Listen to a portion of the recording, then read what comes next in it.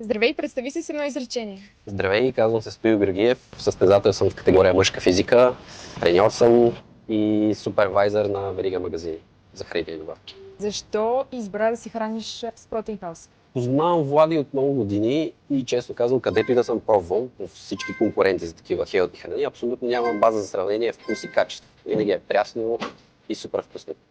Какво означава за теб дисциплината? Дисциплината означава свобода, с една дума. А кое е по-трудно, тренировката или правилното хранене? На 101% правилното хранене. Тренировката с кеф общо взето се изпълнява. Въпросът е след това да си дисциплиниран и понеже тренировката е 1 час, а правилното хранене е 24 часа.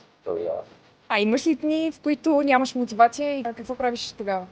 Имам, разбира се, мисля, че всеки има. Тогава идва навик. Просто поне на мен ми е гузно и няма как да се ската или да пропусна. Когато се изчерпва мотивацията, идва навик. Той е по-важен. Коя е най-голямата лъжа в фитнес индустрията?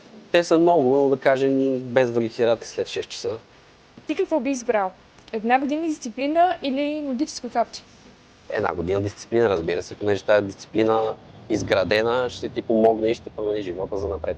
Бързите резултати не водят до нищо хубаво. Има ли нещо, което е променило живота ти най-много? Ами фитнес и бодибилдинга до голяма степен. Самата дисциплина там, когато я приложиш в живота, Какво би казал на човек, който започва от понеделник вече 5-та година? да действа.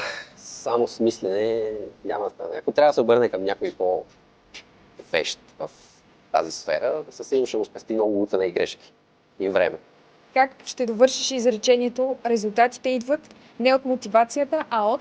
Постоянството. Това е най-важно.